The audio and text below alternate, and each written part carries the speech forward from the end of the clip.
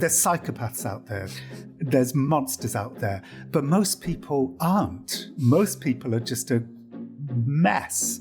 Yeah. Good people do stupid things, stupid people do good things, and that's just a healthier way to perceive our fellow humans than, creating, as we did on Twitter, a stage for constant artificial high drama where everybody's either a magnificent hero or a sickening villain. It's not true. I'm Jon Favreau. Welcome to Offline. I'm Jon Favreau. I'm Max Fisher. And you just heard from today's guest, journalist, author, and filmmaker Jon Ronson. Jon's the host of the BBC Radio's podcast Things Fell Apart, a series that explores the origins of different culture wars. The newest season is specifically about the culture wars that started during the pandemic, when being stuck at home, glued to our screens, made us all a little crazy. I heard about that. Yeah. But Jon's been covering topics like these culture wars, public shaming, conspiracy theories, long before we all had to pay attention to them. In 2001, he followed a small-time radio host by the name of Alex Jones for a film and book about extremists. In 2015, he published So You've Been Publicly Shamed, which was a first-of-its-kind book exploring cancel culture before it was called cancel culture.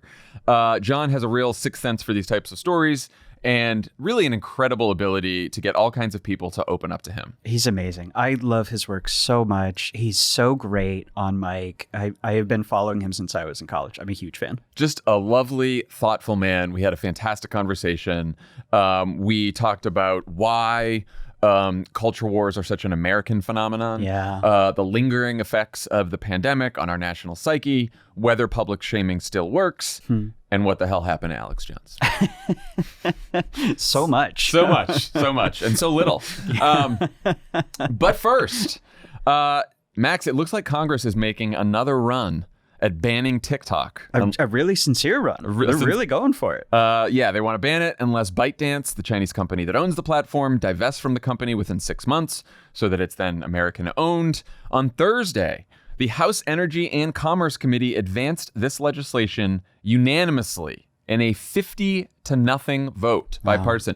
I didn't even know there were 50 votes on the House Energy and Commerce Committee. I was surprised by that, too. I know that's a small point, but I'm like, 50 votes? What is this committee? Are they letting everyone on this committee? You've ever been in a meeting with 50 people? You can't get anything done. Yeah, well, apparently they did. That's true. All 50 of them voted to ban TikTok, You're right. to ban TikTok if it doesn't divest. So TikTok users not happy about this. Congressional offices were bombarded with calls after TikTok sent out a push notification encouraging users to call their congressperson to, quote, stop a TikTok shutdown.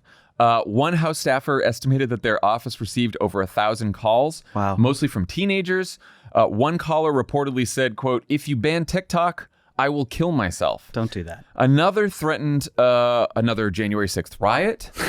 There were multiple posts about how Joe Biden will lose the election if he signs the law, which the White House has said it's in favor of.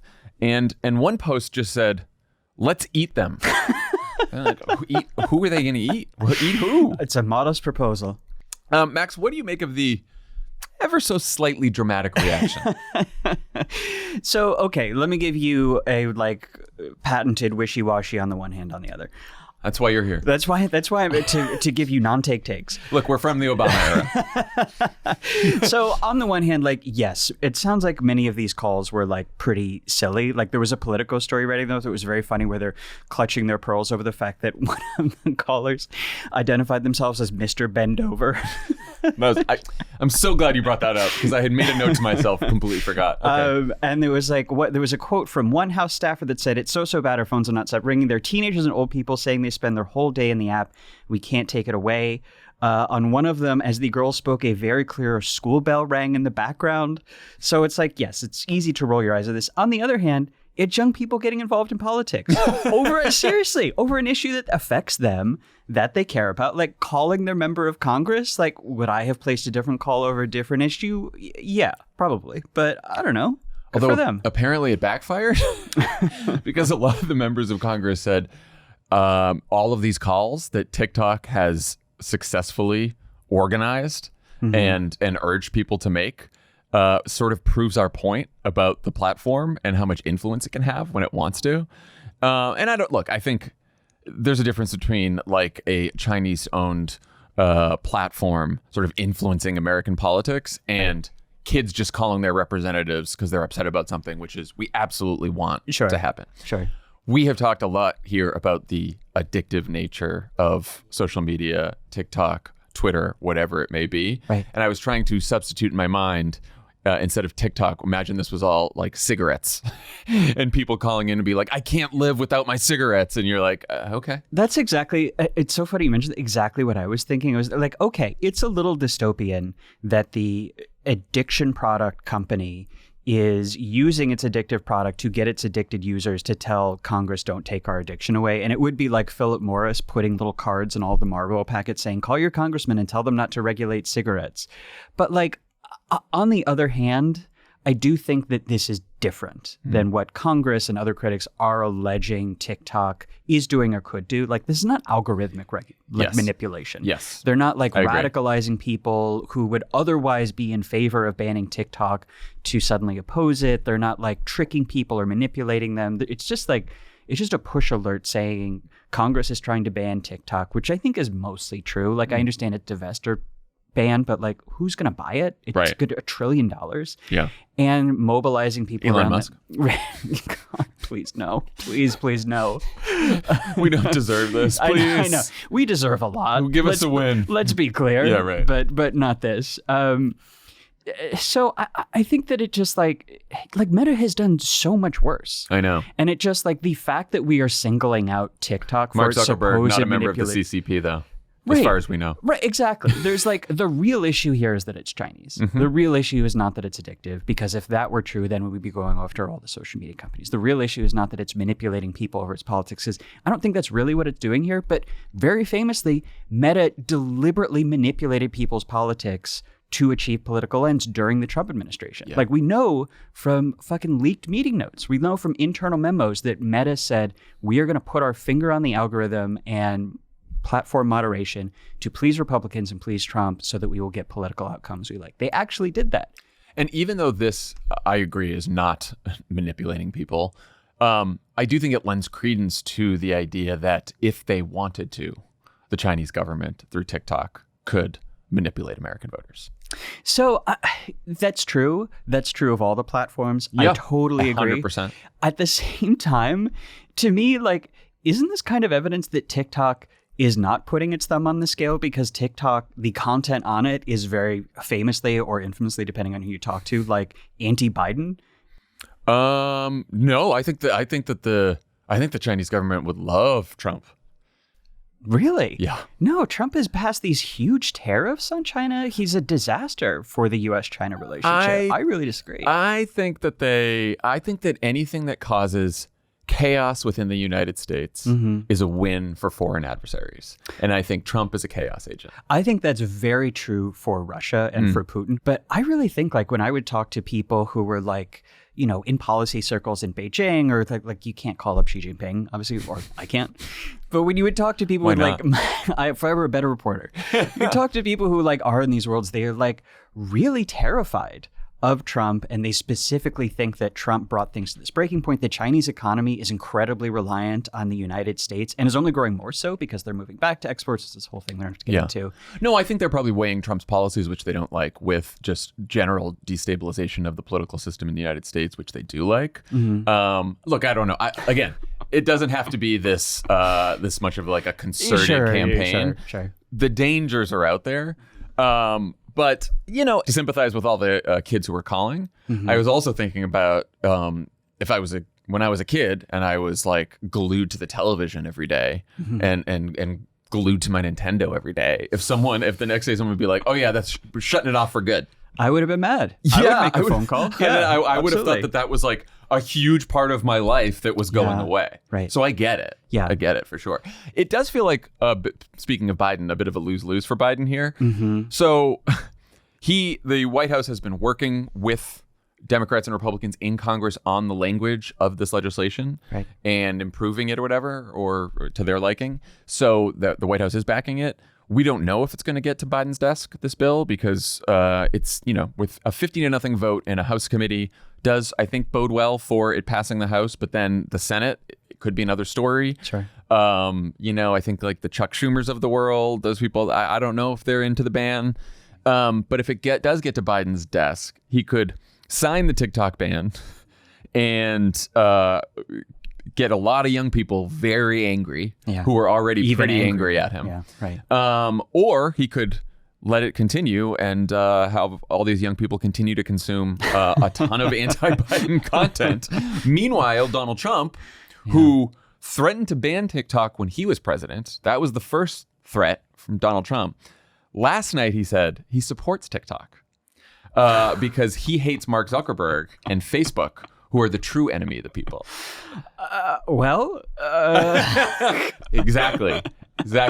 Raptors testing the fences. I think it's a very shrewd play from Trump. Savvy, even though it's a complete flip-flop from where he was. He knows Biden has problems with young people. He knows that the chaos on TikTok, to the extent that there's chaos in the political realm, helps him. Mm-hmm. I could see him. I mean, look, on the merits of the ban, much less political merits, and I agree with your read of the politics of it. I just don't think that this is a good idea. I think that if they were saying we're banning infinite scroll across social media, we're banning promotional algorithms, I would be standing up in my chair with tears in my eyes, clapping. That's a promise. Mr. Trump. Look, whoever it is, they're going to get a big thank you on this pod from me. Yeah, no, I agree. But the fact that they are...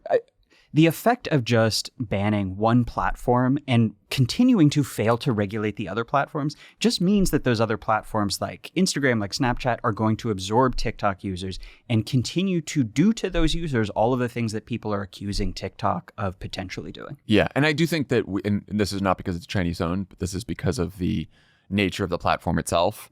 I think TikTok has some drawbacks that are even worse than the other platforms. It's true.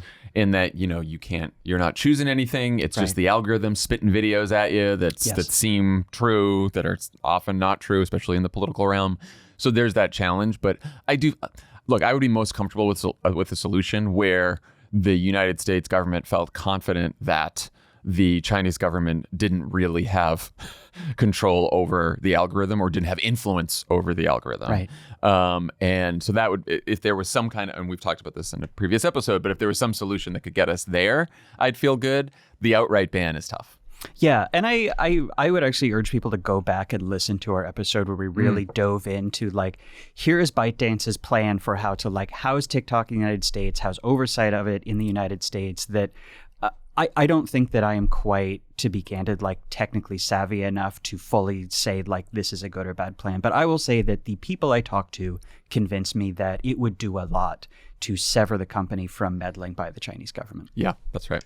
All right. Speaking of youth activism, this week, while leaving a show of, apparently it was Dune 2. Was it really? Yeah. Good for her. I looked it up. It's Dune 2. That's my freaking girl. So Alex AOC, she was at Dune 2. She was walking out of Dune 2. 5 stars. With her partner, and was confronted by protesters demanding that she call Israel's war in Gaza a genocide. In a viral video of the exchange, the Congresswoman slams the protesters. Let's play a clip. Cut it, and you're going to cut this, and you're going to clip this so that it's completely out of context. I already said that it was, and y'all are just going to pretend that it wasn't over and over again. It's fucked up, man. You're not helping these people, and you're not helping them. You refuse to. You're not helping them. Oh, man. Oh, boy. Fun to be in Congress. This video came the same week as another in which climate action protesters confronted Senator Joe Manchin during a talk at the Harvard Kennedy School. Sold our futures and you've gotten rich doing it. You sick fuck. How dare you? You sold our futures. They posted that clip. This was Climate Defiance, this group. They posted that clip, and the tweet was, "We called Joe Manchin a sick fuck." Great. Congratulations. Congratulations on They joining. called him a brutal murderer, too. And I was like, what? Yeah. It's just...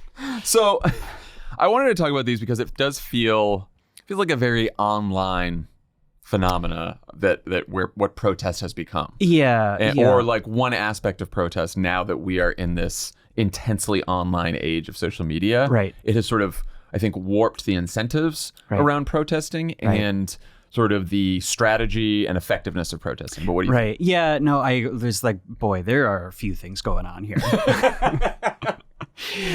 One is that just confrontationalism, ideological maximalism, and in some cases misrepresentation or lying, as in the AC video, like for clout. Like, we have convinced ourselves that if you go viral or if you are the loudest voice online, then that means that you're doing activism and changing the world because you're getting all these likes and shares, you're getting all this attention. And isn't attention the only thing that matters? Isn't that the only currency that means anything? And there's also this thing of like, this outrage and identity incentive that I think we've all internalized from spending so much time online to make politics about who is just the most, who's the truest progressive, the purest progressive, or if you're on the right, who's the truest MAGA, the most MAGA. And that makes you the like vanguard. And if you are someone like, God forbid, Alexandria Ocasio-Cortez, who like is trying to work within the system, then you are a betrayal of everything that we stand for and you're the enemy and we have to tear you down. Yes. And most sympathetic view, right? You are a young person who is outraged and upset about the war in Gaza and about the continued threat of climate change. Yeah, okay? Me too. Right? Me too. And you're like, all right, I'm not seeing anything done. The political system isn't working here. The war is continued. I have written letters. I've called my member of Congress. I've shown up at protests. And nothing is getting done. And so I'm going to go be more confrontational, right?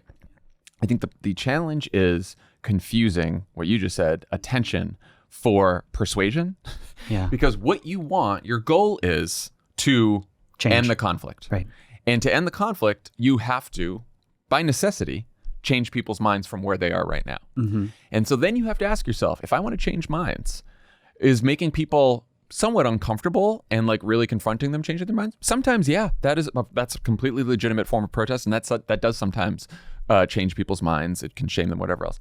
Does screaming at someone who is on like who agrees with you maybe more than 98% of all U.S. politicians, is that the most effective way to change something? It is not. So I think there's like a charitable thing you can say about this kind of approach generally to politics, and then maybe a like, I don't want to say uncharitable, a like more critical thing you can say. I think the charitable thing you say is that there's a kind of, I think, legit tactical, at least debate here, which is how much support should be withheld from Biden in order to pressure him to change positions on Gaza, right? And this is part of the like campaign on AOC specifically, is that she has been campaigning for Biden specifically. And it's like a la the uncommitted votes in state primaries. Should she be refusing to do that to kind of like hold his feet to the fire and force him to be like, look, if you want to get reelected, you have to go with me on this. And like, I could see both sides of that argument. It's a valid debate. It's worth having out.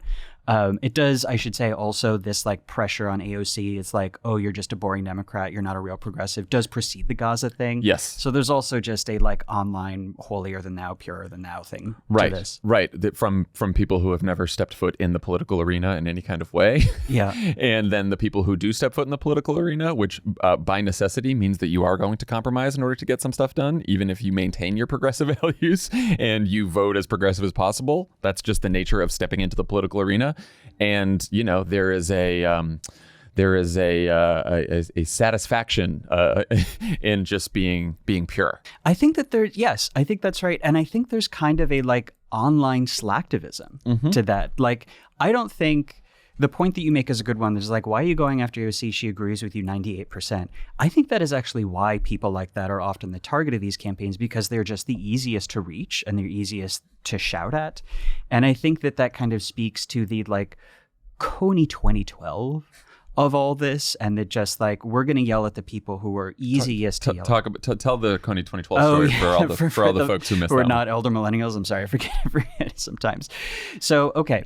Joseph Kony was this horrible warlord operating in Uganda for many years, and this NGO released this video called Kony 2012 that was this very slick 30-minute like Vimeo YouTube video that was just about how Joseph Kony was very bad.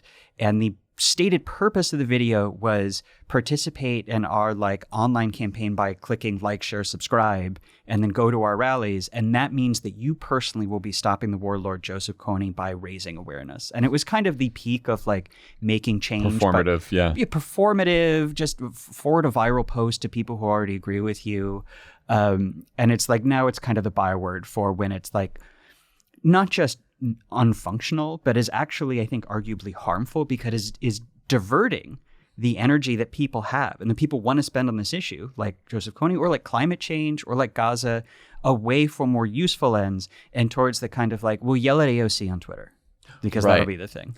It's also, there's a, and I think that, again, sort of the social media gives you the illusion of political organizing. You're organizing online, you're doing all this, but there's not a lot of strategy anymore to organizing, because go yell at Joe Manchin if you want. Fine. I've yelled at Joe Manchin from this studio many times. But Joe Manchin is on his way out.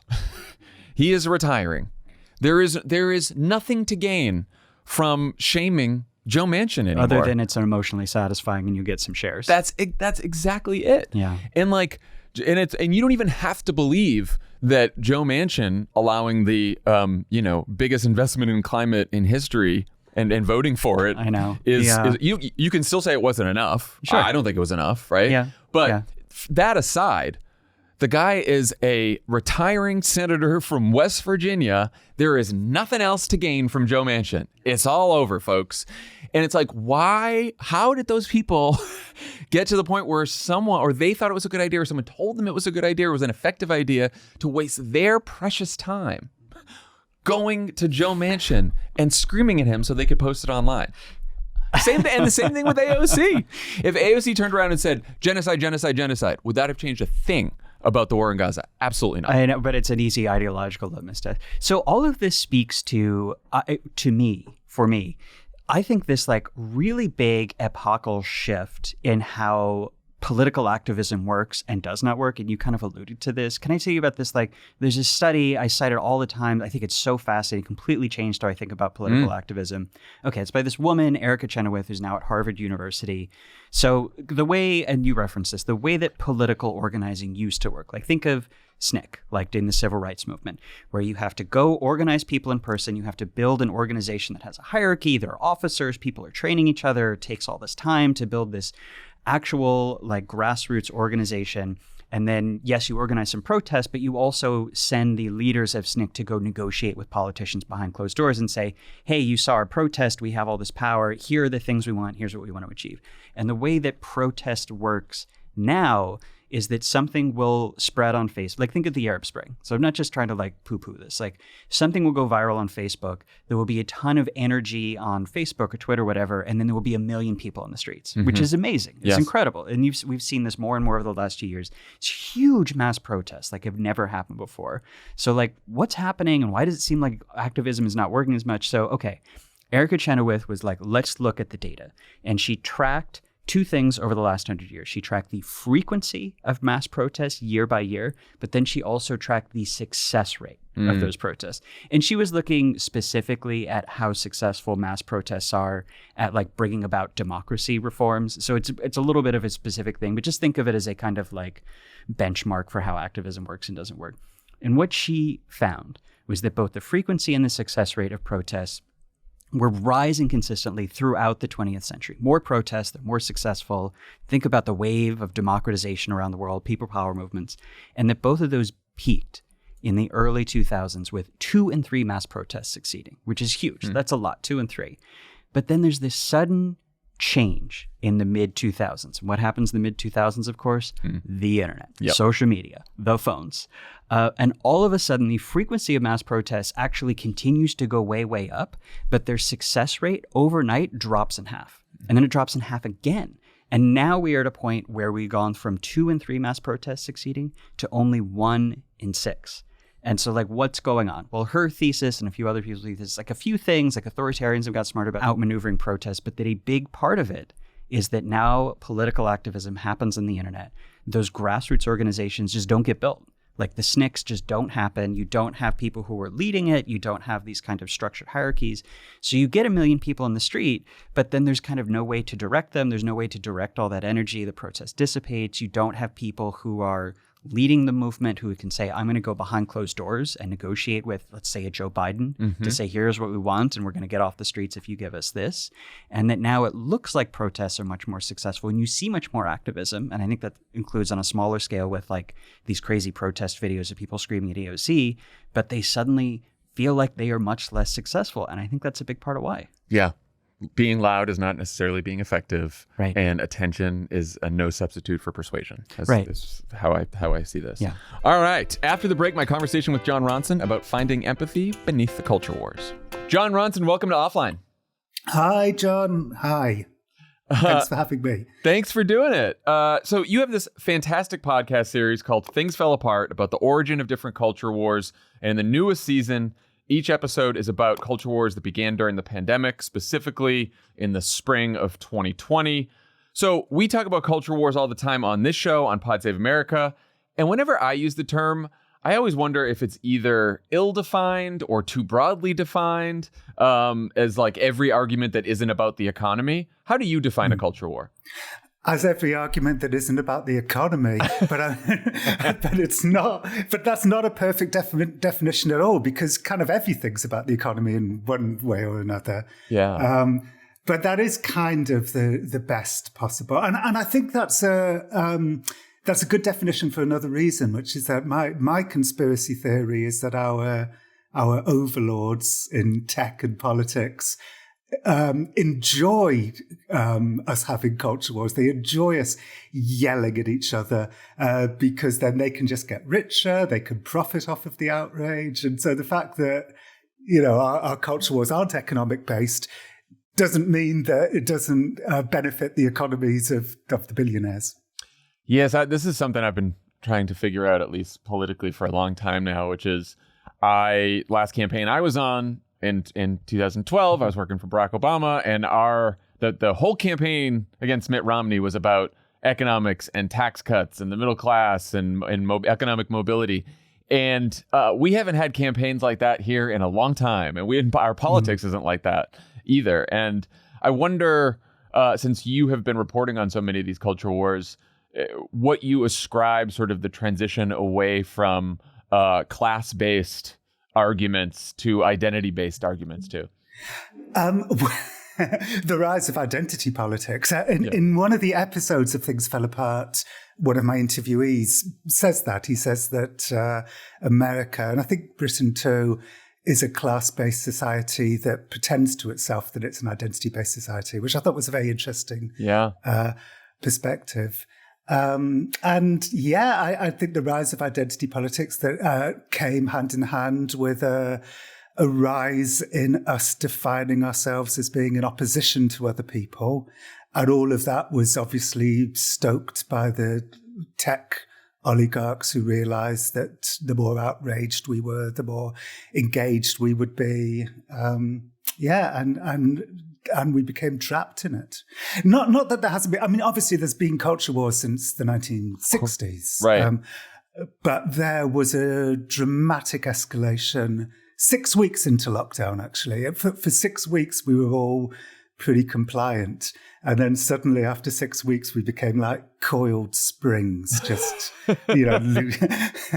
losing faith in our institutions and in our neighbours, and extraordinarily, so many of the culture wars that consume us today all emerged within days of each other in mid-May 2020.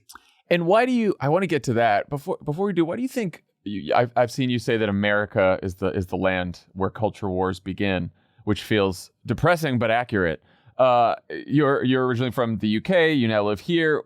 What do you think it is about America that makes us fertile breeding ground for so many culture wars? Even though the rest of the world has social media and is connected and everything else. Well, what is it about America? I actually don't think Britain is really any better than America when it comes to succumbing to culture wars. And by the way, I think we should say that many culture wars are necessary. Many very positive things have come from culture wars. What I found quite startling was the debilitating nature of the ways the wars were being fought, the disproportionate impact it was having on our mental health. The reason why I wanted to start making this show was because I'd see friends fall apart. They'd go down rabbit holes and they couldn't get back out again. And it was impacting their mental health in very deleterious ways. And they became like trapped, and all they could do was lash out and lash out and lash out. And that happens in Britain just as much as in America. Sometimes I think that the reason why most of my culture war stories are American is actually because Americans are just better than Brits at talking about their inner lives and like telling their stories and so on. That's interesting. Because so maybe a lot of them emerged from America, but they've really taken over the world. So yeah, you mentioned the pandemic. That's the theme of the second season. One theme of this show has been that we all lost our minds a bit during the pandemic because we were stuck home, glued to our screens all day. What is your take on the social and political ramifications of that period, which it feels like we are still grappling with? Right. For a start, I feel quite optimistic, possibly foolishly optimistic. But I think Ron DeSantis's abject failure to make any headway was encouraging, I thought. Now, you can't just put that down to the fact that people saw him as the culture war candidate and there was a move against that. Also, he was a pretty terrible candidate in every way, including charisma and so on. However, the fact that people really didn't buy his Florida is where woke goes to die stuff, I found quite encouraging. I don't know if you feel the same way, that maybe we started to feel, are we being manipulated here? Are we, being encouraged to? I do. What do you think? I do find it somewhat hopeful, because the reason I do is I think that most people, like when you sit down and ask most American voters what concerns them, they will usually talk about, economic well-being, or in this country, since the Dobbs decision, they'll talk about lack of, reproductive choice, but things that really affect their lives. And some of these culture wars do seem distant, I think, from the lives that most people live. And so I don't think that the salience of them when you get down to actually walking into the voting booth and choosing is as powerful outside the extremes, and especially the right. Yeah. However, one reason why I think they flourish in America is because of the polarization of the media here. One of the episodes of the second season of Things Fell Apart is about this family in Washington state who escaped lockdown when the restrictions were lifted. They were Twilight fans, and so they decided to go on a Twilight-themed camping adventure to Forks, Washington, which is where Twilight was set. Yeah. So as they pull into Forks, they suddenly notice that they're being followed by heavily armed townspeople. When they go to the grocery store to buy shrimp, it's like a Western. These townspeople are like surrounding their bus. And then when they go to the campsite, people are driving past shooting guns in the air. Then they hear the sound of chainsaws and people are chopping down trees to keep them barricaded into their campground. And when everybody, they just said, we're just Twilight fans on a camping trip.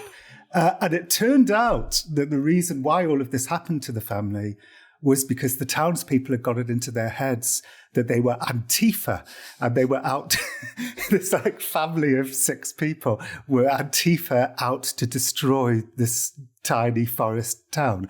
And the reason why the townspeople felt that was because of the extraordinarily polarized media in America. The right-wing media was terrifying people into saying that Antifa was this clear and present threat. And on the other hand, the left-wing media would kind of go the opposite way, saying that, oh no, it's all just freedom fighters and looting is just another way of redistributing wealth. And so you had this sort of somewhat dysfunctional polarization, and in the midst of it, real-world, horrors are happening to this family. Yeah, and it's such a great example, and it's a fantastic story. And I think it used to be here that it was, you could blame Fox News for that. And to an extent, you still can. But a lot of this polarization happens online, right? And on the right and to a lesser extent on the left. What I really enjoyed about Things Fell Apart is that you tell stories about culture wars that that either start on the left or don't fit neatly into any ideological box. And I'm thinking about the episodes on the plot to kidnap Gretchen Whitmer and the hierarchy of trauma. What drew you to those stories? The second one, the hierarchy of trauma, I've often, I hate the phrase "the Great Awakening." It's a right-wing phrase that's annoying, and however, I have been really interested in trying to figure out how come these conflicts that have been on campuses for as long as we can remember. I mean, when I was at college in the mid-1980s, these arguments were being had about, should you platform or deplatform people and so on. So these aren't new arguments, but something new happened around the mid-2010s, which was that these debates suddenly left colleges and entered the workforce. Entered newsrooms and so on. And I noticed just in my own life a big rise of activist journalism. And activist journalism is very positive in lots of ways, but I think it becomes too much the default journalism, then it comes with a cost. So I was really interested in, how did it happen? These arguments that had stayed within campuses suddenly burst out into the world. And one of the reasons why I think that happened was the concept creep of the word trauma. And the episode traces that, how PTSD very appropriately grew, that it went from... at first, PTSD was very much about people who'd been caught up in wars and sexual assault. And then it grew to include emergency workers, firefighters and police and so on. But then the word trauma, that book, the Bessel van der Kolk book... Body Keeps the Score. The Body Keeps the Score became lockdown's biggest bestseller, huge bestseller. So everybody started thinking about trauma during lockdown. And as a result... I think it entered the workforce in a way that was troublesome, that you had younger journalists emerging from colleges and saying you can't print that because it would be traumatizing to people. Trauma became a kind of weapon in the culture war as opposed to a diagnosis. Yeah. And I think that's one reason. That was my take on it too, because I read that book. And I mean, what the book lays out is that trauma is, PTSD is not just, like you said, having been in a war or being sexually assaulted, is that you can have trauma based on something that happened to you as a child, whether it was family trauma or whatever else. And there's different gradations of trauma, right? And so you might have a little PTSD, and so that's fine to have this huge range of what counts as trauma. But when you use it, but what happens now is it's used as a weapon or to kind of wall yourself off from anything that makes you feel uncomfortable or bad, which is how the story that you tell was how it manifested there. Well, there's one extraordinary story that took place at a college where the students thought that being forced to read Plato was traumatizing. And so they started protesting the lecturer, and the lecturer really did have PTSD. And she said, look, this is triggering to me. You're all standing here yelling at me while I'm trying to lecture. I have real diagnosed trauma. Can you please stop doing that? And their reply was that she was creating a hierarchy of trauma where her trauma mattered more than their much more theoretical trauma of being forced to read Plato. Yeah. And the Gretchen Whitmer kidnapping story I found fascinating because here you have this sort of like right-wing paramilitia group, up to no good, armed to the teeth, definitely like hates the government, is like plotting something bad. But then there is this need to label them also as like a white supremacist group, even though that wasn't part of it.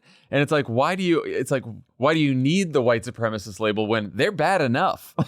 Yeah. Well, I mean, I found this fascinating, that you had these like young, disenfranchised guys radicalized not by racism, but by Jordan Peterson.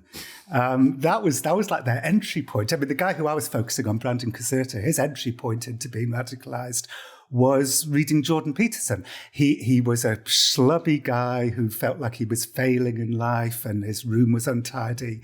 He read 12 Rules for Life, straightened himself out, started dressing better, started dating. But then Jordan Peterson led him to reading, anarchist philosophy books and so on. And it became more and more radicalized. And then lockdown happened. And in Michigan, I think the lockdown was especially draconian and weird. Like, you could go to a supermarket, but you couldn't buy seeds. So you couldn't plant in your own garden. So that's going to make people paranoid about authority. So he joins a group of like-minded young men, some of whom, by the way, may well have been racist. I mean, there was a lot of people involved in this plot. Yeah. But certainly the guy I was focusing on, there was no evidence of racism. In fact, quite the opposite. Some of the plotters would attend Black Lives Matter meetings on the side of Black Lives Matter. So this was a complicated, thing that was difficult to put in any particular box. However, when they were arrested, immediately the narrative formed that they were white supremacists. So this was a white supremacist plot. And people were very casually, including Gretchen Whitmer and people like that, and journalists were very casually using the phrase white supremacy to describe them. And I was fascinated, why is this? There's many reasons to not like these people. So why add this much shakier reason? It didn't seem to hold up to reality. And I think one reason why it happened was fascinatingly because of the work of an academic, Barbara F. Walter, who wrote a very good book called How Civil Wars Start.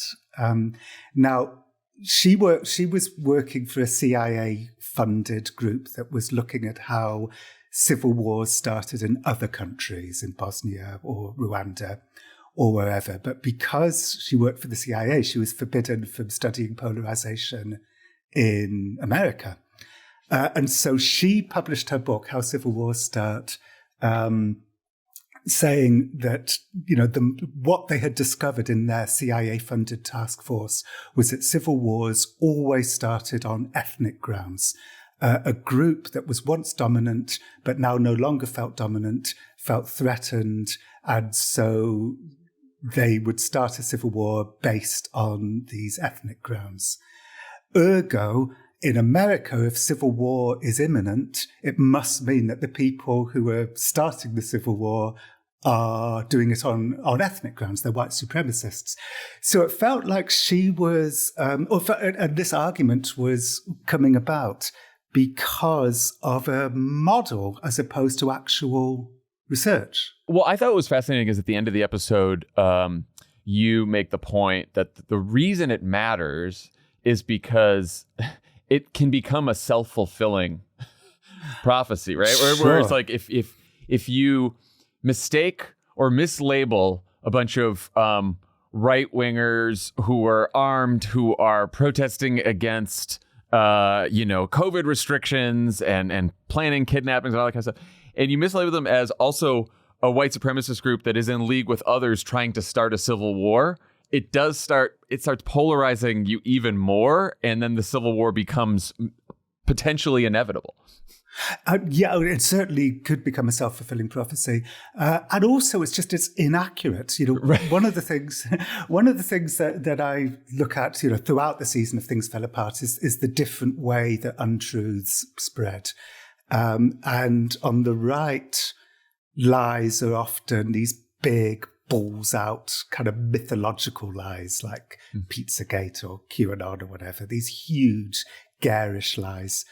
But on the left, sometimes our untruths are kind of slightly more subtle than that. And I think that's an example of that. Just because when civil wars start in Bosnia, they start on ethnic grounds, doesn't mean that everybody who's disenfranchised with COVID restrictions and join a militia group, and there's hundreds of militia groups, in Michigan, is a white supremacist. Yeah. It's a strange, almost like mathematical equation that's gone wrong in this country. Well, I know you've talked a lot about the importance of telling stories with nuance and curiosity and empathy for other people's perspectives, even if you disagree. Why do you think that's so important? Because if you fill your brain with instant judgment, then there's just no room for curiosity or empathy. I wrote So You've Been Publicly Shamed around 2013, 2014, and I noticed a change in social media. In the earliest days of social media, it was a place of curiosity. We had a window into other people's worlds, and we used that window to be curious. Like, oh my God, this is so interesting. But suddenly that turned into something else. It curdled into, instead of being curious about other people's lives, we became judgmental about other people's lives. And when you fill your head with judgment, there's just no room for curiosity. And then these miscarriages of justice happen, like the ones I wrote about in So You've Been Publicly Shamed. It's just, most people aren't, there's psychopaths out there. There's monsters out there, but most people aren't. Most people are just a mess. Yeah. Good people do stupid things. Stupid people do good things. And that's just a healthier way to perceive our fellow humans than, creating, as we did on Twitter, a stage for constant artificial high drama where everybody's either a magnificent hero or a sickening villain. It's not true. Yeah, it does tend to turn everything into black or white, good or evil. And I do think that social media has played a huge part in that. And it seeps out into the world of politics. Oh, yeah. We live it. I do feel like, speaking of public shaming, over the last year or so, there have been fewer big public cancellations. I'm wondering if that's because social media has started to fall apart, or if it's because people are becoming more impervious to shame, or maybe people think it went too far. What do you think? What's your take on the state of public shaming? Well, the first thing that happened was people did become impervious to shame. We overused our shaming weapons. And, I equate it to like hospital superbugs that become impervious to treatment. Transgressors became impervious to shame in part because we overused shaming as a weapon. So, yeah, we created this word. In So You've Been Publicly Shamed, I write about a man called Max Mosley, who was publicly shamed for taking part in a quote-unquote sick Nazi orgy, which was on the front of all the tabloids. And he said, no, my orgy was German-themed, but there was no Nazism. And so he sued the newspaper and won. And he said to me that when a shamee steps out of the pact by refusing to feel ashamed, then the whole thing crumbles. A shaming is a pact between the shamers and the shamed. And so I think that happened. We, in part, created a world where people became impervious to shame.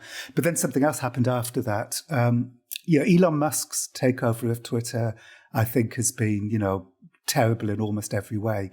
But one arguably positive thing that came from it was those days of we're going to choose somebody and tear them to shreds are kind of over. The left Twitter, moved to places like Blue Sky, which don't have the power to influence society the way that Twitter did.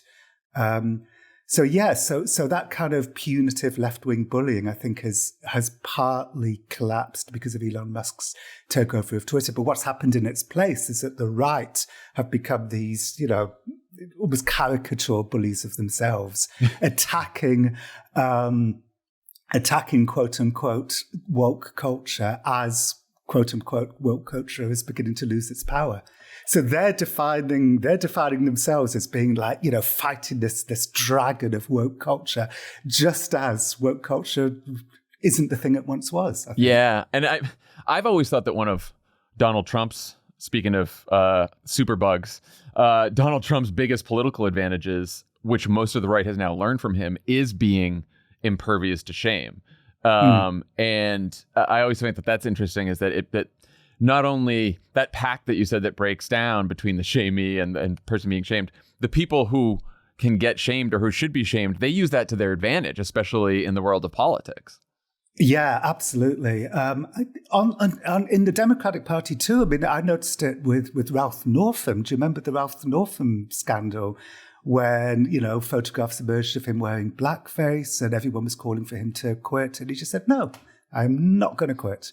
And what the world realized was, whoa, if you refuse to feel ashamed for something, and then there's nothing anyone can do. The shamers just have to. And even a step beyond that, when you fast forward a couple of years later, and Northam wins, and he's got this high approval rating, and I think the Washington Post did a story where they sat down with a lot of black voters who said, we're still pretty upset that happened, but he's human, and he really tried hard to make amends, and he's passed really good policies that we believe in, and look, we've been discriminated against before in life, and so that's not a surprise to us. And so it's like people outside the world of the intense online shaming or political shaming, they're normal people who are willing to forgive, show grace, and all that kind of stuff. It's interesting what happens there.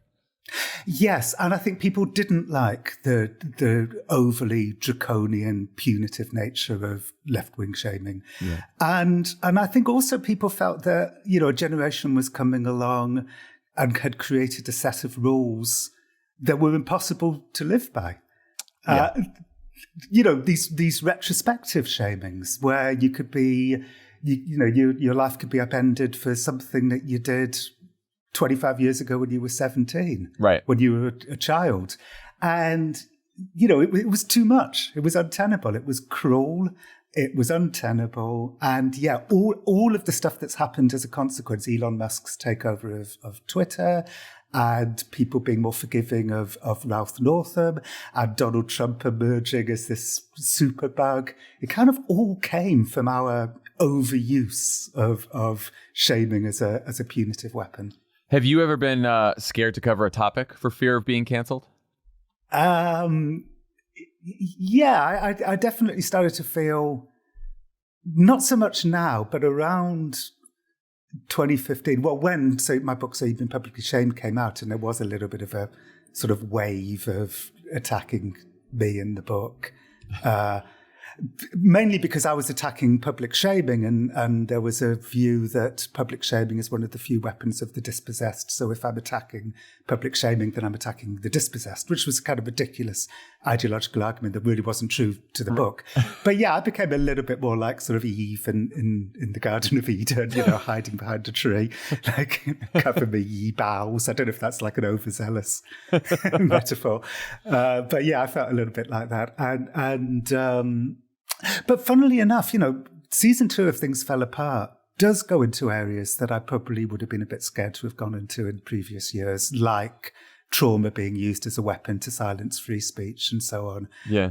I'm left wing, but that's a kind of right wing argument. And I did it without feeling scared, and nothing bad came as a consequence. And so maybe that's further proof that that really burning flame that began around 2012 has kind of started to die down. Yeah.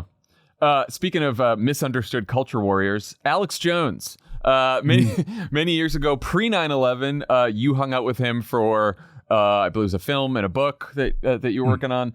What's it been like watching him go from kind of crazy to monstrously crazy? I mean, I was sort of joking, but do you think he's misunderstood in any way, or do you think everyone's got the right view? Everyone's got the right view. He just lies all the time. In fact, just yesterday, so me and Alex Jones snuck into Bohemian Grove, the secret club in the forests of Northern California, where elitists, mainly on the right, maybe Republican elitists, have a ritual that culminates in a papier-mâché effigy being thrown into a bonfire in front of a giant stone owl. So I thought, cool. Well, that can't be true. So I decided to sneak in. This is back in the 90s, and it's all in my book then. And I didn't want to sneak in alone, so I snuck in with Alex Jones. And so weirdly, we were sort of intertwined in each other's lives for many years because that became quite a big story for the both of us. But no, I watch him now, incredibly frustrated. Just yesterday, he gave an interview where he said, when I was in Bohemian Grove, I saw Clint Eastwood and Danny Glover. Now, that's just a lie. The reason why he said Clint Eastwood and Danny Glover was because they had both been to Bohemian Grove, and I said in the past, and I said so in my book. So he must have just remembered that fact from my book and just said that he saw Clint Eastwood and Danny Glover. He said that I had paid him to go into Bohemian Grove. That's just not true. And there's something very, corrupting and corrosive and dangerous about just, lying so easily. Yeah. The problem is, Alex has a narcissistic personality disorder. It came out in his custody hearing. And unfortunately, narcissists have a different relationship with the truth than non-narcissists do. Yeah. They want to be the smartest person in the room. And sometimes to do that, you have to come up with counterintuitive information that nobody else has, which quite often is a lie.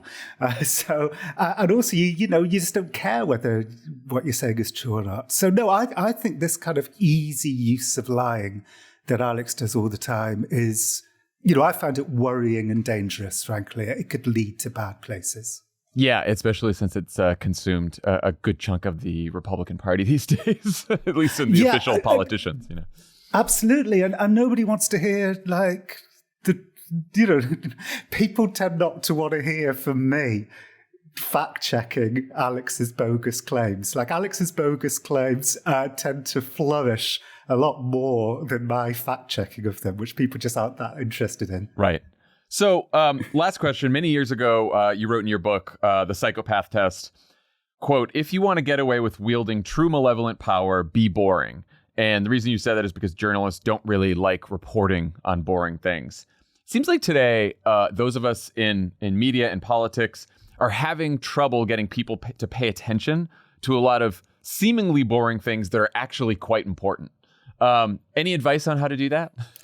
Well, I mean, I agree. I did an event a couple of weeks ago with Chris Anderson from TED in London, and he said something similar. He said that, the great challenge of our times, he didn't say is to make people get interested in boring things, but to make people get interested in positive things, in good news stories, and stories that will bring people together. And I think that is the great challenge of our time, to tell stories that don't tear the world apart.